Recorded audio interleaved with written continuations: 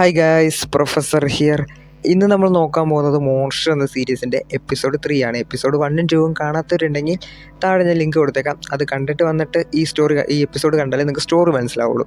അപ്പോൾ കഴിഞ്ഞ എപ്പിസോഡിൻ്റെ ലാസ്റ്റ് നമ്മുടെ ഹീറോയിൻ്റെ കയ്യിൽ ഒരു ക്യാമറ ഉള്ള പെണ്ണ് ഹീറോയിൻ്റെ പെട്ടിയിൽ ആരും വെച്ചിട്ടുണ്ട്. അത് വേറെ ആരുമല്ല, നമ്മുടെ അങ്കിളാണ്. ഹീറോയിനെ എങ്ങനെയെങ്കിലും ഈ കമ്പനിയിൽ നിന്ന് പറഞ്ഞു വിടണം, ട്രെയിനിങ്ങിൽ നിന്ന് പുറത്താക്കാൻ വേണ്ടിയിട്ടാണ് അങ്കിളുടെ പ്ലാന്. അപ്പോൾ അതിന് വേണ്ടിയിട്ടാണ് അങ്കിൾ ആ പേന വെച്ചത്. അങ്കിൾ നേരെ വന്ന പേന എടുത്തിട്ട് നീയാണ് സ്പൈ എന്ന് ചോദിക്കുന്നുണ്ട്. അത് ചോദിക്കുമ്പോൾ തന്നെ അവിടെയുള്ള ബാക്കിയുള്ള ആൾക്കാരൊക്കെ ഷോക്കാണ്. കാരണം ഹീറോയിൻ്റെ എങ്ങനെ ഈ പെന്ന് വന്നതെന്നൊക്കെ ഹീറോയിനോട് ചോദിക്കുന്നുണ്ട്.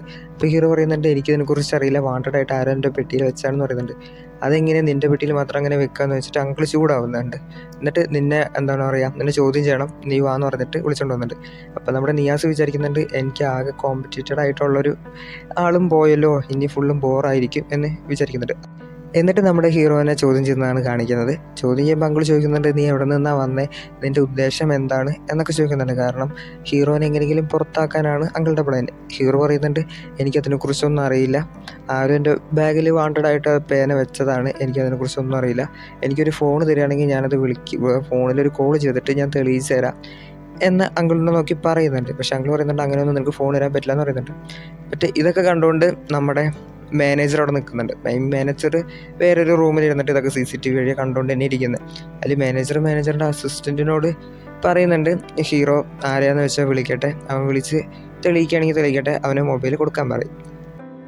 വേറെ വഴിയൊന്നും ഇല്ലാത്തതുകൊണ്ട് അങ്കിൾ ആ മൊബൈൽ ഹീറോയ്ക്ക് കൊടുക്കണം. അവിടെ നിന്ന് കട്ട് ചെയ്ത് അടുത്ത് നമ്മുടെ അസിസ്റ്റൻറ്റ് പെണ്ണിനെയാണ് കാണിക്കുന്നത്.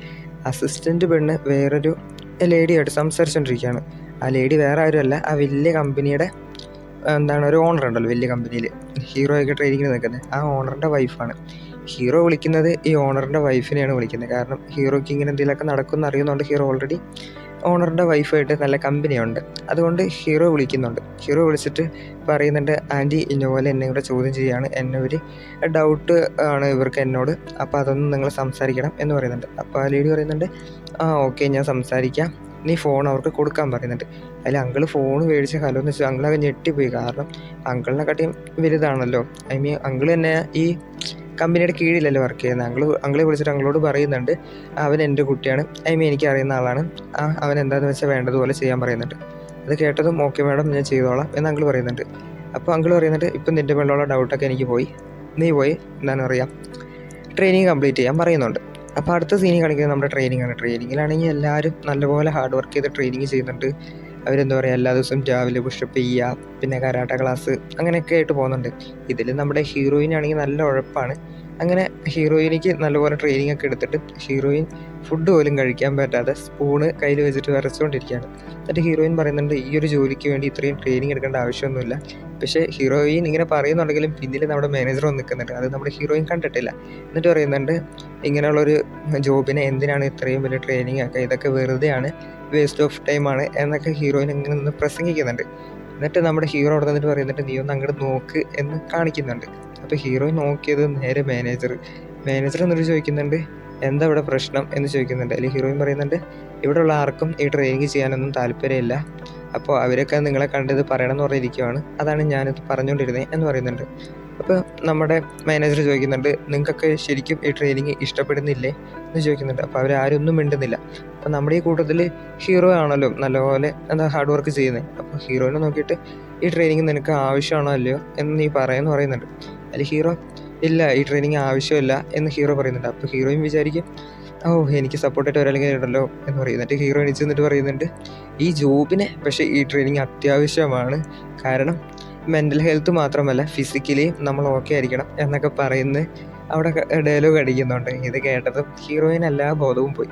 എന്നിട്ട് ഹീറോയിൻ പറയുന്നുണ്ട്, അങ്ങനെയൊന്നും അല്ല ഞാൻ ഉദ്ദേശിച്ചത് എന്നൊക്കെ പറഞ്ഞ് സോറിയൊക്കെ ചോദിക്കുന്നുണ്ട്. അത് കഴിഞ്ഞ് അവിടെ നിന്ന് കട്ട് ചെയ്ത അടുത്തതൊരു കുക്കിംഗ് ചലഞ്ചാണ് കാണിക്കുന്നത്. കാരണം ഈ കൂട്ടത്തിൽ അങ്ങനെ ഒരു മത്സരം കൂടി ഉണ്ട്. ഇതിലാരാ ഫസ്റ്റ് വരുന്നത് നോക്കും. ഇതൊരു ടീമായിട്ടാണ് മത്സരിക്കേണ്ടത്. അപ്പോൾ ഓരോരുത്തരുടെ പിന്നിൽ പോയി നിൽക്കാൻ പറയുന്നുണ്ട്. അപ്പോൾ എല്ലാവരും ഓരോരുത്തരുടെ പിന്നിൽ ഇങ്ങനെ നിൽക്കുവാണ്. നമ്മുടെ ഹീറോയാണെങ്കിൽ മറ്റേ റിസയുടെ പിന്നിലാണ് നിൽക്കുന്നത്. മറ്റേ ഹീറോയിൻ ആണെങ്കിൽ മറ്റെല്ലാവരും തിരിഞ്ഞു നോക്കാൻ പറയും. അപ്പോൾ നമ്മുടെ ഹീറോയിൻ തിരിഞ്ഞു നോക്കുമ്പോൾ ഹീറോയിൻ്റെ പിന്നിലാണെങ്കിൽ ഒരു മനുഷ്യനില്ല. ഹീറോയിൻ പറയും, എന്നെ ആർക്കും വിശ്വാസമില്ലേ എന്നൊക്കെയാണ് വിചാരിക്കുന്നത്.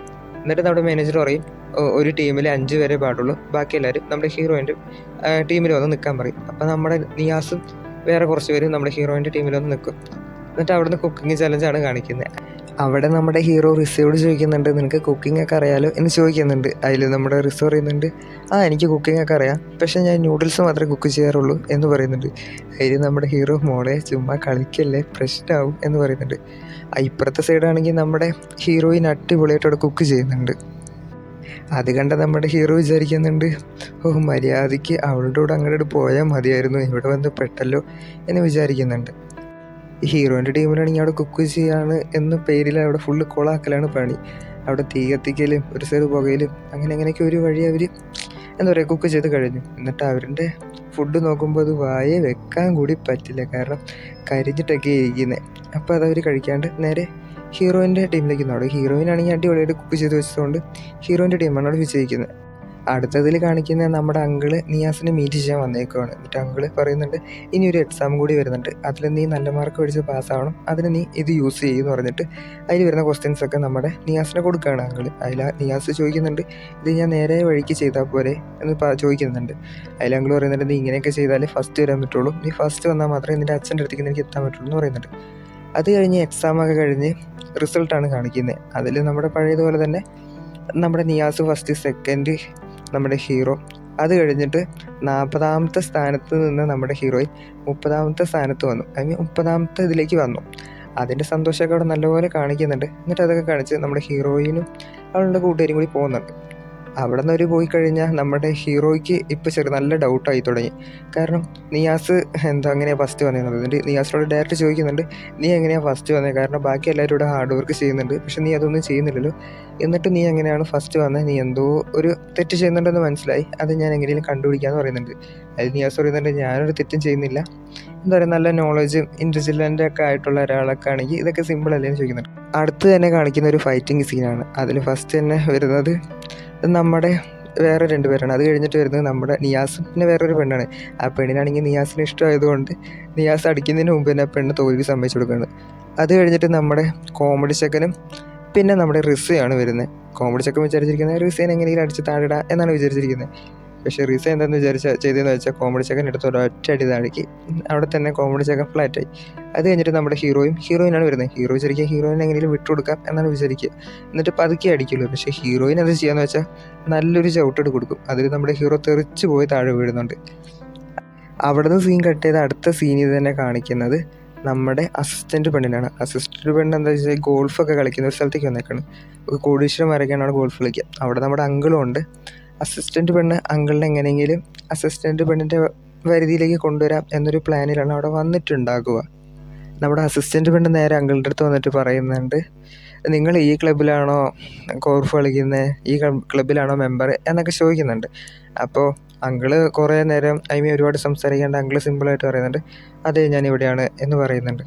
എന്നിട്ട് അപ്പോൾ ഇവള് വിചാരിക്കും എന്തായാലും ഇയാളെഞ്ഞ് സംസാരിച്ച് നമ്മുടെ വശത്താക്കാൻ പറ്റില്ല എന്ന് പറഞ്ഞിട്ട് അവിടെ നിന്നിട്ട് വേറെ എന്തൊക്കെ കുറച്ച് കാര്യങ്ങളൊക്കെ കാണിച്ചുകൊണ്ട് അങ്കിളിനെ വശീകരിക്കാൻ നോക്കുന്നുണ്ട്. അതിൽ അങ്കിള് ഇവളെ കണ്ടതും മനസ്സിലാക്കി ഇവൾക്ക് ഇത് കളിക്കാനൊന്നും അറിയില്ല എന്ന് പറഞ്ഞിട്ട് അവിടെ വന്ന് ടീച്ച് ചെയ്യുന്നുണ്ട്. ഇത് ഇന്ന പോലെ ഇങ്ങനെയൊക്കെ പിടിക്കാണ്ട് ഇങ്ങനെ പിടിച്ചടിച്ചാൽ കറക്റ്റ് പോകുള്ളൂ അങ്ങനെയൊക്കെ പറഞ്ഞു കൊടുക്കുന്നുണ്ട്. അതിൽ നമ്മുടെ അസിസ്റ്റൻറ്റ് പെണ്ണ് ചോദിക്കുന്നുണ്ട്, അപ്പോൾ നിങ്ങൾ തന്നെ ഇതൊക്കെ എനിക്ക് പറഞ്ഞു എന്ന് ചോദിക്കുന്നുണ്ട്. അതിൽ നമ്മുടെ അങ്കിൾ എന്താ ചെയ്യണമെന്ന് വെച്ചാൽ അവിടെ ഉള്ളൊരു എന്താ പറയുക വേറൊരാളെ വിളിച്ചിട്ട് നീ ഇവൾക്ക് ക്ലാസ് എടുത്ത് കൊടുക്കുക എന്ന് പറയുന്നുണ്ട്. അവിടെ നിന്ന് കട്ട് ചെയ്ത കോർട്ടിലാണ് കാണിക്കുന്നത്. കോർട്ടിലൊരു കേസ് നടക്കുന്നുണ്ട്. വേറെ ഒന്നുമല്ല, നമ്മുടെ അങ്കിളിപ്പോൾ വർക്ക് ചെയ്യുന്ന കമ്പനിയുടെ പേര് ഡോഡോ കമ്പനി എന്നാണ്. ആ കമ്പനിയുടെ പാറ്റേണും പിന്നെ വേറൊരു കമ്പനിയുടെ പാറ്റേണും കൂടി ആരും എടുത്ത് പ്രസ്സിൽ റിലീസ് ചെയ്തിട്ടുണ്ട്. അപ്പോൾ ഇത് ഫസ്റ്റ് ഹിയറിങ്ങിൽ നമ്മുടെ ഡോഡോ കമ്പനിയാണ് ഫസ്റ്റായിട്ട് നിൽക്കുന്നത്. അപ്പോൾ ഇനി 2ാമത്തെ ഹിയറിങ് വരുന്നതുകൊണ്ട് ആ ഹിയറിങ്ങിന് മുമ്പായിട്ട് നമ്മുടെ ഈ പ്രസ്സിലേക്ക് റിലീസ് ചെയ്തത് ആരാന്ന് കണ്ടുപിടിക്കണം. കാരണം ഫസ്റ്റ് ഹിയറിങ്ങിൽ നമ്മൾ ജയിക്കാൻ കാരണം എന്താണെന്ന് വെച്ചാൽ നമ്മൾ ഓപ്പണൻറ്റ് കമ്പനിയിലുള്ള പ്രൊഡക്റ്റിൻ്റെ ക്വാളിറ്റിയിലുള്ളത് മാറ്റം നമ്മൾ കണ്ടുപിടിച്ച് പറഞ്ഞതുകൊണ്ടാണ് നമ്മൾ ഫസ്റ്റ് ഹിയറിങ്ങിൽ ജയിച്ചത്. പിന്നെ സെക്കൻഡ് ഹിയറിങ്ങിൽ ജയിക്കണമെന്നുണ്ടെങ്കിൽ നമ്മുടെ ലാബിൽ നിന്ന് നമ്മൾ ടെസ്റ്റ് ചെയ്ത കാര്യങ്ങളൊക്കെ ആരോ മോഷ്ടിച്ച് ഓപ്പണൻറ്റ് കമ്പനിക്ക് കൊടുത്തിട്ടുണ്ട്. അത് ആരാന്ന് കണ്ടുപിടിക്കണമെന്ന് നമ്മുടെ സ്റ്റുഡൻസ് നോക്കി പറയുന്നുണ്ട്. അപ്പോൾ നമ്മുടെ സ്റ്റുഡൻസിൽ കുറച്ച് പേര് ചോദിക്കുന്നുണ്ട്, നമ്മുടെ കമ്പനിയുടെ ലാബിൽ നിന്ന് ഇങ്ങനെ നമ്മുടെ ഫയൽസും കാര്യങ്ങളൊക്കെ അടിച്ചുകൊണ്ട് പോയ ആളെ നിങ്ങൾക്ക് പിടിക്കാൻ അതുവരെ സാധിച്ചിട്ടില്ല എന്ന് ചോദിക്കുന്നുണ്ട്. അതിൽ നമ്മുടെ അങ്കിൾ പറയുന്നുണ്ട് ഞങ്ങൾ ആളെ ട്രേസ് ചെയ്യാൻ നോക്കി, പക്ഷേ ആളൊരു മലയുടെ പൊക്കത്ത് നിന്ന് വെള്ളത്തിലേക്ക് വീണു മരിച്ചു എന്ന് പറയുന്നുണ്ട്. അതിൽ നമ്മുടെ റിസ് ചോദിക്കുന്നുണ്ട് അപ്പോൾ ബോഡി കിട്ടിയോ ചോദിക്കുന്നുണ്ട്. അതിൽ നമ്മുടെ അങ്കിൾ പറയുന്നുണ്ട് മലയുടെ പൊക്കത്ത് നിന്ന് നേരെ ബ്രേക്ക് ഇല്ലാണ്ട് വെള്ളത്തിലേക്ക് വീണതുകൊണ്ട് വെള്ളത്തിൻ്റെ കൂടെ ഒഴുകിപ്പോയെന്നാണ് തോന്നുന്നത്. ഇതുവരെ ബോഡിയും കാര്യങ്ങളൊന്നും കിട്ടിയിട്ടില്ല, അതിനുവേണ്ടി ഇപ്പോഴും അന്വേഷിച്ചുകൊണ്ടിരിക്കുകയെന്നൊക്കെ നമ്മുടെ അങ്കിളോട് നിന്ന് പറയുന്നുണ്ട്. പിന്നെ നിങ്ങളെ കൊണ്ട് പറ്റുകയാണെങ്കിൽ നിങ്ങൾ ഈ കേസ് നല്ലതുപോലെ കൈകാര്യം ചെയ്യണം എന്നൊക്കെ പറഞ്ഞിട്ട് നമ്മുടെ അങ്കിൾ അവിടെ നിന്ന് പോകുകയാണ്. അതിനുശേഷം അവിടേക്ക് നമ്മുടെ മാനേജർ വരികയാണ്. മാനേജർ വന്നിട്ട് എല്ലാവരോടും പറയുന്നുണ്ട് ഇത് നിങ്ങൾ ടീമായിട്ട് വേണം വർക്ക് ചെയ്യാൻ, അതിലേറ്റവും നന്നായിട്ട് വർക്ക് ചെയ്യുന്നവരാണ് ഫസ്റ്റായിട്ട് വരിക എന്ന് പറയുന്നുണ്ട്. അതിനുശേഷം മറ്റേ ബിഗ് ബോക്സ് വീടാണ് കാണിക്കുന്നത്. അവിടെ എല്ലാവരും ടീമൊക്കെ ആയിക്കൊണ്ടിരിക്കുകയാണ്. നമ്മുടെ ഹീറോയിനാണെങ്കിൽ അവിടെ ഏത് ടീമിലാണ് പോകുകയെന്ന് പറഞ്ഞിരുന്നിട്ട് ആദ്യം നമ്മുടെ നിയാസിൻ്റെ ടീമിലേക്കാണ് പോകുന്നത്. നിയാസിൻ്റെ ടീമിലേക്ക് വന്നത് നിയാസ് അവളെ ടീമിൽ ചേർക്കുന്നില്ല.